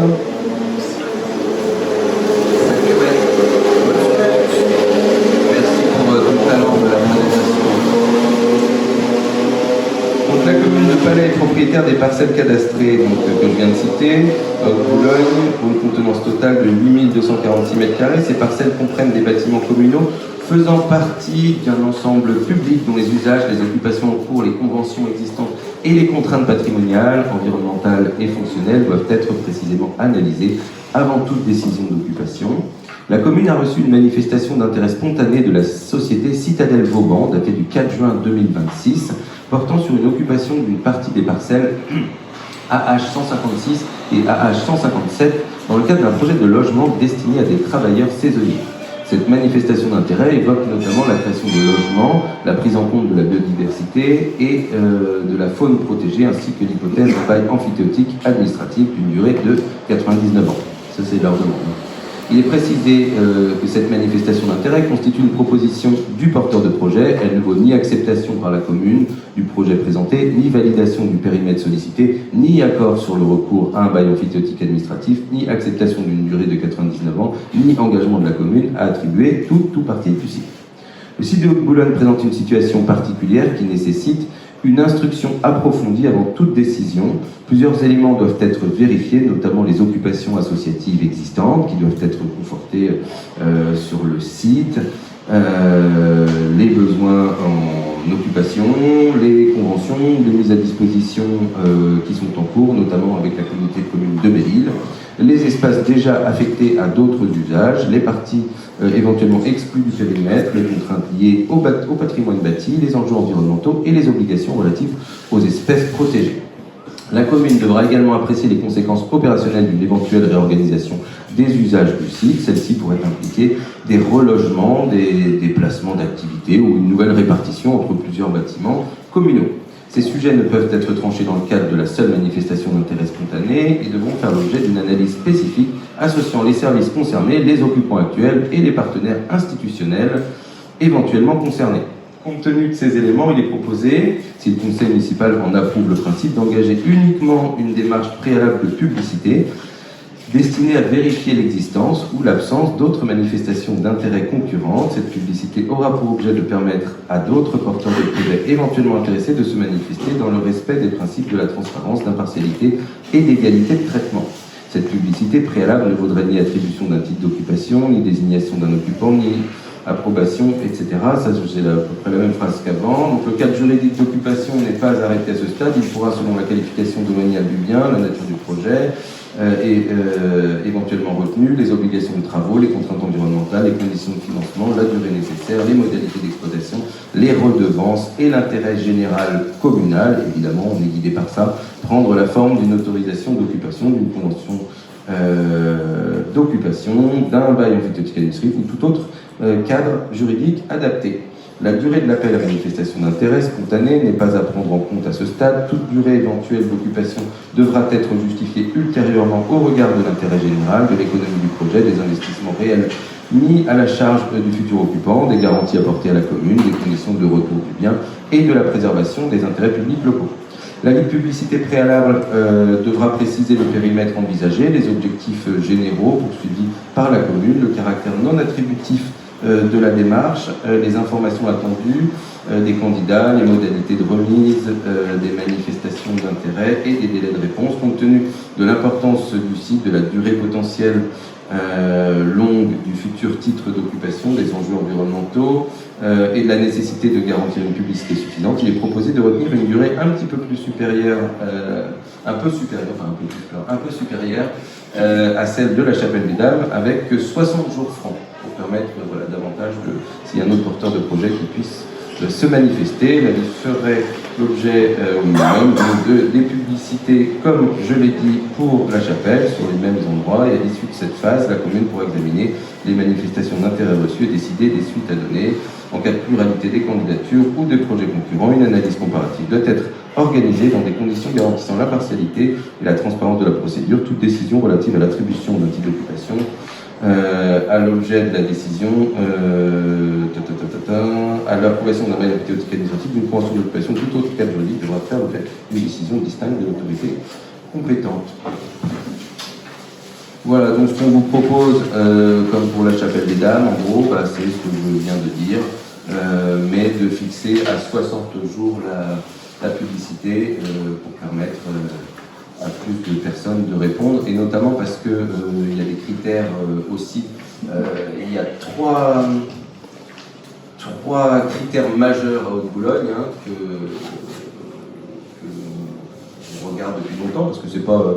il y a plein de sujets qui émergent depuis quelques années sur Haute-Boulogne. Il y a trois critères majeurs. Le premier, c'est la biodiversité. C'est vraiment un site... c'est un vrai spot breton des espèces protégées. Il y a des chauves-souris, il y a des dômes de reproduction, il y a des hirondelles. Et c'est vraiment, on a vraiment envie de faire de ce site un peu le symbole de cet accueil de la biodiversité. C'est aussi pourquoi on a envie d'accueillir le CPIE sur le site, mais je vous parlerai après des associations. Et aujourd'hui, on est face à des bâtiments qui se dégradent. Là, c'est plutôt dans l'analyse des... Ça, on en reparlera, nous, après, en commission, quand on réfléchira aux critères qu'on veut mettre en place. Mais aujourd'hui, on a des bâtiments qui se délabrent et des toitures en amiante qui commencent à s'effondrer. On a des ruines, on a dû faire effondrer les toits. On a la mérule qui arrive, donc potentiellement, si aujourd'hui on ne fait rien, effectivement, on risque de mettre à mal aussi ces réserves de biodiversité. Et on avait, il y a quelques années, on avait souhaité le proposer si nos partenaires sociaux étaient intéressés pour poursuivre sur des logements sociaux. Évidemment, on a eu une fin de non-recevoir parce que l'État est trop délabré, c'est une rénovation qui est trop importante, mais c'était des démarches qu'on avait déjà entreprises. Donc biodiversité, Haute-Boulogne, c'est le critère numéro 1. Le critère numéro 2, c'est son histoire. On est là dans un lieu où il s'est passé pendant plus d'un siècle l'histoire de Belle-Île, mais bien au-delà l'histoire de milliers de vies d'enfants. Et donc ça, c'est quelque chose de très précieux pour nous. Et on souhaiterait avancer sur le projet de mémoriel, notamment de mémoriel, mais avec tout un pôle associatif. Et puis le troisième, c'est effectivement les associations qui sont déjà sur le site et qu'on souhaite conforter, qu'on souhaite même amener, pour que aujourd'hui, c'est vrai qu'on a un bout de bâtiment de Propice qui sort de terre après quelques années de travaux, et aujourd'hui on est un peu sur un champ de ruines. Donc voilà, l'idée ce serait bien qu'on trouve des porteurs de projets pour pouvoir rénover un petit peu cet ensemble.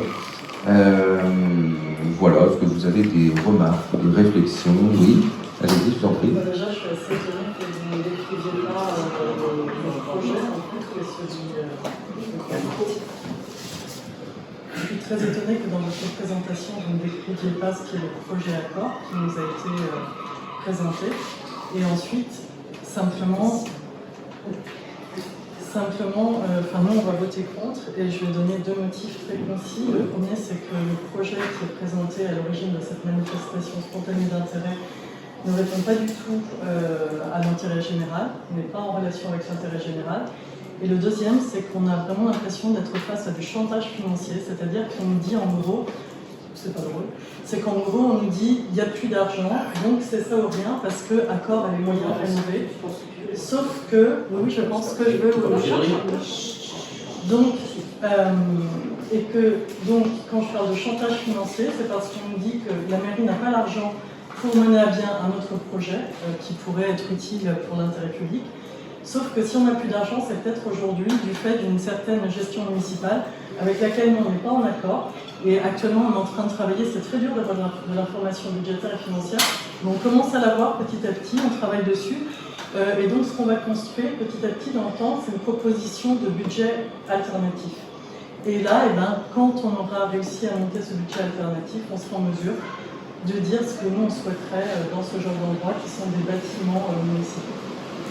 Et dernière chose, c'est que j'ai 5 questions dont j'aimerais que les réponses soient notées au procès-verbal. Donc, tu peux me dire s'il te plaît, ce que les questions sur le livre. Donc, ça va être court, 5 questions. Alors, le courrier officiel de manifestation spontanée d'intérêt d'accord date du 8 juin. La question, c'est qu'on aimerait savoir quand ont eu lieu les premiers contacts avec le groupe Accor. Donc, ont-ils, c'est-à-dire sous quelque forme que ce soit, téléphone, réunion, en tout cas, est-ce qu'il y a eu des contacts avec Accor antérieurement au 8 juin? Ça, c'est la première question. Alors, est-ce qu'il y a eu des accords, des contacts pris avec Accor antérieurement au 8 juin? On enregistre vos questions. Oui, on vous devez nous les envoyer avant, ces questions, ouais. Non. Donc, la réponse au procès-verbal, c'est que vous enregistrez les questions. D'accord. La deuxième question. C'est les règles du règlement intérieur. C'est dit, en tout cas, voilà, ça sera enregistré. Alors, deuxième question. Qui au sein de la commune a initié et facilité ces contacts? Donc, on parle des contacts avec Accor. Donc, c'est la deuxième question. Donc, vous dites encore en réponse que vous enregistrez la question. Troisième question. Le service des domaines a-t-il été consulté sur la valeur locative du bien et les conditions financières du bail envisagé? Vous enregistrez la question? Oui. Ah oui, vous êtes déjà dans les étapes d'après aussi. 4. L'écologue mandaté par Accor a-t-il eu accès au bâtiment pour réaliser son étude sur les chauves-souris? Si oui, qui a autorisé cet accès et à quelle date? Vous enregistrez la question. 5. Les représentants d'Accor ont-ils visité les bâtiments pour établir leur plan? Si oui, dans quelles conditions cet accès a-t-il été accordé? Donc vous enregistrez encore la réponse. Très bien, merci. Merci de vos questions. Vous êtes parfaitement dans votre rôle d'opposition et je vous en remercie. Donc vous pouvez faire un budget si ça vous fait plaisir, mais je vous rappelle quand même qu'il y a une majorité qui est élue. Donc vous pouvez faire les budgets que vous voulez, vous pourrez même nous les présenter, mais sachez qu'il y a aujourd'hui une majorité qui mène un cap et un programme. Donc voilà, on vous remercie, c'est très bien, on est ravis pour vous. C'est vrai qu'en fait, le but de la démocratie, c'est que la majorité d'un jour ne soit pas forcément la majorité de toujours. Donc c'est pas parce qu'aujourd'hui vous avez l'impression que les gens, les Palentins, adhèrent à votre projet que ce sera toujours le cas. Et peut-être que quand ils en auront connaissance dans les détails, ce sera de moins en moins le cas. Oui, en tout cas, il y a plus de 8 Palentins sur 10 qui ont voté pour nous. Donc merci de respecter aussi le suffrage universel, parce que vous n'êtes pas à ma place, vous n'êtes pas élu maire, même si des fois vous aimeriez sans doute l'être, on le sent bien. Eh bien écoutez, voilà, et je remercie les services qui répondent à toutes vos questions sur les finances. Et ça, c'est pas... Non, vous ne pouvez pas en parler en question diverse, vous ne nous avez pas envoyé d'écrit, madame. Il faut suivre le règlement intérieur. Hein? Alors, j'aurais dû... Vous devez, il y a un règlement que vous avez adopté, qu'on a mis en place, notamment à votre demande. Oui, exactement. Qui donc devait se saisir l'opposition. Il y a donc un règlement qui est en place, à vous de le suivre. Alors là, c'est une faille de ma part, effectivement. Mais non, parce que vous l'aviez fait sur les précédents conseils, vous envoyez vos questions. Oui, mais j'ai vu que ça n'avait pas beaucoup d'effet. On vous a répondu. J'avais jamais eu la réponse, donc je me suis dit que on vous a j'avais répondu. arrêté d'être fair-play. Mais de toute façon, dès demain, vous aurez un niveau recommandé. Très bien. Ce sera le dernier. On est ravis. Et donc sur ce projet, on répondra à vos questions. effectivement, c'est pas que la commune n'a plus d'argent, c'est que la commune a d'autres priorités aujourd'hui, notamment sur ce site, puisque on a des projets associatifs à développer et on a voilà, un projet d'espace mémoriel qui est connu et reconnu, et donc on ne sera pas exempt d'investissement, nous aussi, sur ce site. Et puis, comme j'entends bien la question du logement, eh bien, écoutez, j'ai une bonne nouvelle, puisque l'OPA-RU dont on parlait tout à l'heure porte ses fruits, y compris avec la régulation des meublés de tourisme. Et depuis que ça a été mis en place, donc il y a peu de temps, nous avons récupéré 39 logements sur le marché locatif à l'année, donc 39 logements qui étaient en Airbnb et qui sont passés en location à l'année. Donc voilà, ça porte ses fruits, on va continuer. Et on va continuer aussi, vous l'avez peut-être vu, on a installé le panneau au Coureau, puisque le permis d'aménager a été validé par le service de l'État. Et donc on a 12 familles qui vont pouvoir s'installer et construire leur habitation sur ces espaces-là. Après on attaquera les autres, hein. On ne peut pas être sur tous les fronts, voilà, on ne peut pas tout faire en un claquement de doigts. Donc moi j'aime beaucoup les partenariats publics-privés quand la commune y est gagnante, et pour moi on est totalement dans l'intérêt général, et on est vraiment dans un projet de partenariat public-privé qui a du sens, comme on en a fait d'autres et comme on en fera sans doute d'autres. Donc voilà, et on avait essayé évidemment, hein, comme je le disais en préambule, hein, on avait essayé, mais vu l'état du site, quand on l'avait proposé aux logements sociaux, qui d'ailleurs n'avaient pas utilisé leur propre comble, hein, qui aujourd'hui sont vides sur les logements d'à côté, évidemment nous ont mis une fin de non-recevoir. Voilà, et puis donc si aujourd'hui on n'investit pas dans ces bâtiments-là, comme je vous le disais, hein, on a déjà fait effondrer le bâtiment central qui est la cuisine, et puis peut-être qu'on aura peut-être un autre projet, vu que c'est la démocratie et que c'est la transparence de la vie publique, peut-être que quelqu'un d'autre se manifestera et aura un autre projet sur ce site. Pardon. Par contre, en question orale, je peux réagir quand vous parlez de transparence de la vie publique. Donc j'en profite pour rebondir et rappeler que je n'ai toujours pas eu les informations budgétaires demandées. Et l'autre chose, c'est pour informer l'ensemble des conseillers, parce que je crois que tout le monde n'était pas au courant, qu'il y a eu une plainte contre moi pour harcèlement moral de la comptable de la mairie de Palais. Cette plainte a été classée sans suite. Et alors, ce qui m'a été dit à la gendarmerie, c'est que cette plainte a été déposée par la comptable, qui est un agent public de la mairie, à la demande de la mairie. Voilà, c'était juste pour tenir le conseil informé. Non, mais là, vous insinuez que ce sont en gros des élus. Elle nous a fait une demande de protection fonctionnelle et elle a déposé plainte parce qu'effectivement, elle était très perturbée par vos agissements. Et donc, moi, je suis là pour protéger le personnel communal et je le serai jusqu'au bout. Donc, je rappelle que cette plainte a été classée sans suite. Et parmi les informations qui m'intéresseraient, les informations financières, ce serait de savoir, par exemple, combien a coûté cette procédure contre moi à la commune. Puisqu'il y a eu des frais d'avocat, j'imagine, et donc j'aimerais. C'est une information qui m'intéresse beaucoup. Pas à ce stade, on n'a pas eu de dépenses particulières. C'est juste le temps passé par les agents sur ces procédures pour répondre à vos courriers, pour répondre à vos recommandés. Et donc voilà, on est dans la. Moi je protège le personnel. Martine, tu veux dire quelque chose? Non, pas du tout, c'est parce que je pense qu'ils n'entendent pas bien, on fait signe alors. J'ai une question, en fait, avec toutes les demandes que tu poses au personnel, ça leur prend du temps. Ça leur prend du temps de travail. C'est des gens qu'on paye aussi, et qui passent beaucoup de temps sur ce que tu demandes pour faire autre chose. Si tu veux, par contre, tu peux avoir la facture de ce temps-là passé pour toi. C'est une grosse dépense aussi. Alors, par exemple, je vais te donner une réponse toute simple. J'ai reçu très peu de ce que j'avais demandé, en fait. Vous pouvez prendre le détail d'un seul compte. Et alors, quelque chose qui aurait évité qu'il y ait d'autres échanges de courrier, c'est que, par exemple, j'ai eu la surprise de voir que quelque chose que j'ai reçu seulement le 2 juin, un document que je demandais depuis le mois d'avril, et qui est daté du 22 avril, en fait, je l'ai reçu seulement le 2 juin, à force de demande. Et donc, si ça m'avait été donné dès la première fois, peut-être que ça aurait évité de nombreux allers-retours. C'est un exemple parmi d'autres. Et ensuite, je rappelle que j'entends ce que tu dis, que peut-être que le personnel passe du temps sur mes demandes, mais c'est aussi son travail, en fait, puisque son travail... Mais t'es pas seul. Non, mais et d'ailleurs, c'est-à-dire que... Alors, on va nommer personne, mais je n'ai pas seulement sollicité une personne en particulier. J'ai commencé par solliciter notre maire, notre DGS. J'ai sollicité ensuite deux comptables. J'ai sollicité un adjoint en finance. Alors, entre tous, peut-être qu'ils sont débordés, mais moi, je considère que demander le détail du budget avant de voter, c'est pas exagéré en fait. Et j'ai toujours pas eu le détail avant le vote du budget. Question, combien de lettres avec des questions tu as envoyées depuis que tu es élu? Alors j'ai envoyé des mails au départ, je pensais que ça suffirait.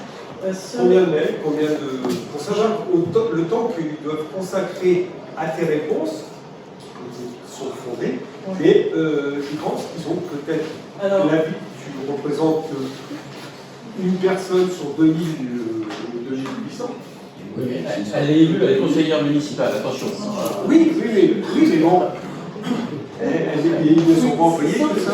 Sauf que moi, je le fais aussi sur mon temps, également, et je le fais dans l'intérêt public, et je le fais bénévolement. Voilà. Et on apporte des réponses à toutes les questions qui sont posées. Stéphane s'efforce de le faire, si évidemment. Et de quand a-t-elle recommandé, le départ du recommandé qu'on vous a envoyé? C'était, en fait, quand est-ce qu'il a été affranchi? Le dernier, c'était le...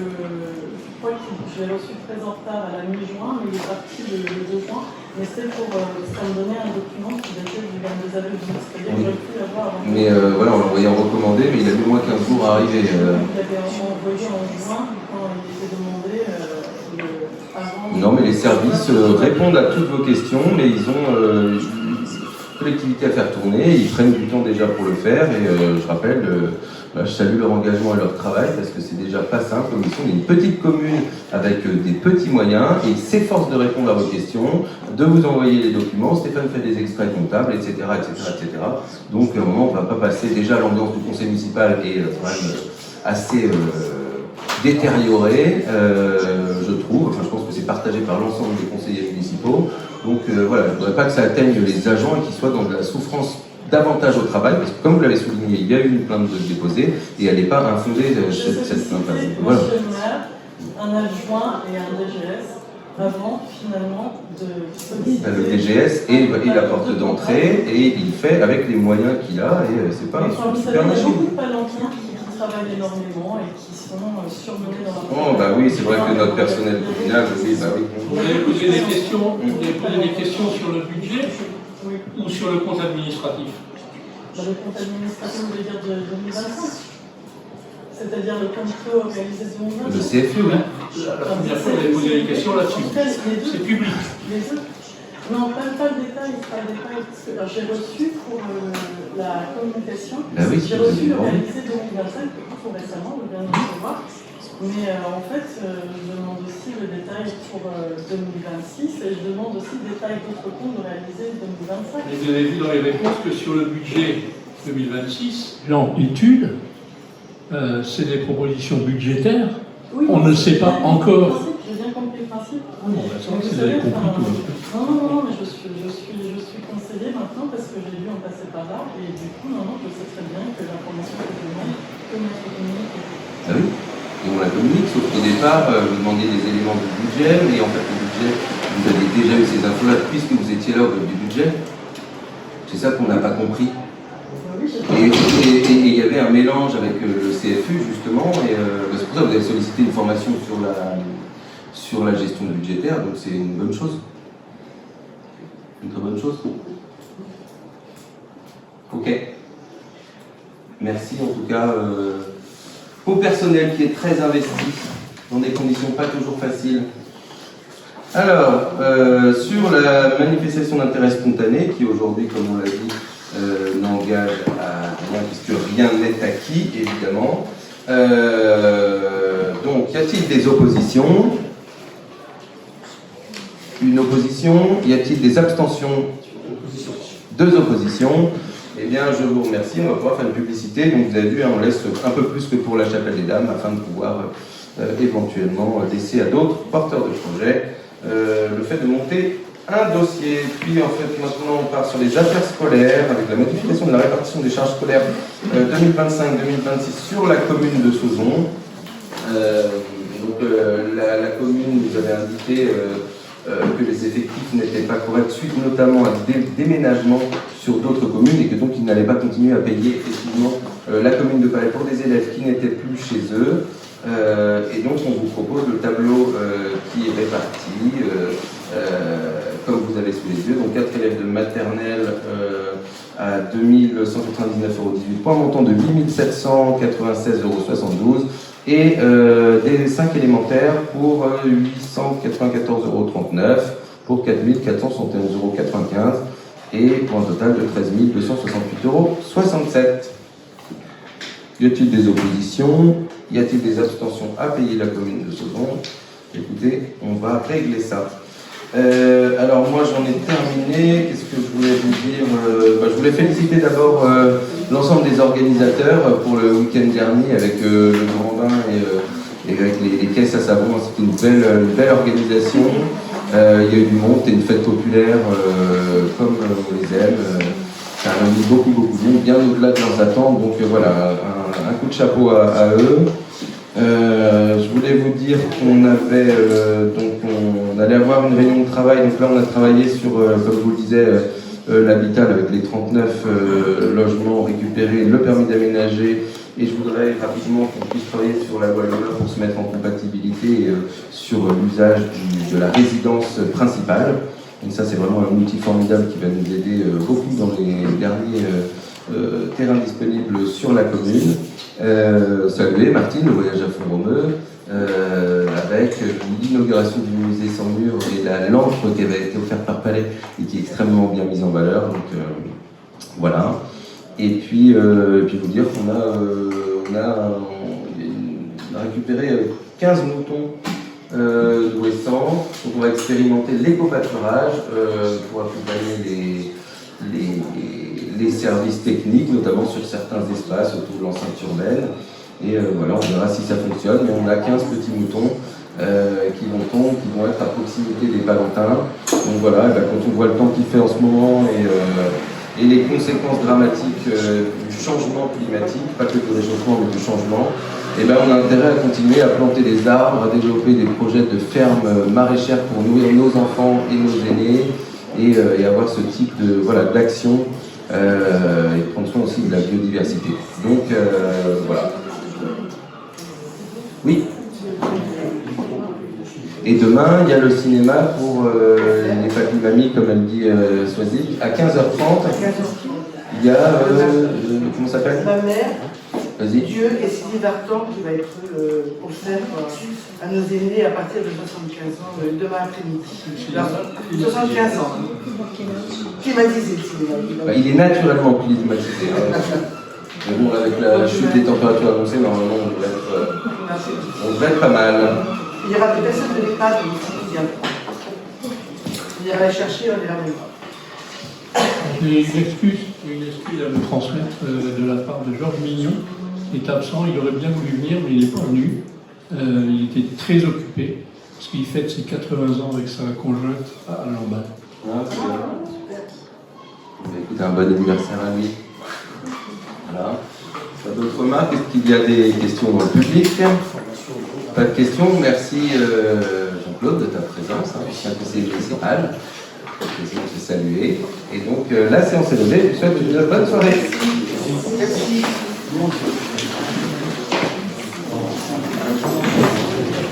Ah oui, j'oubliais juste, j'avais un point justement qui concerne le règlement et qui concerne Madame Salin.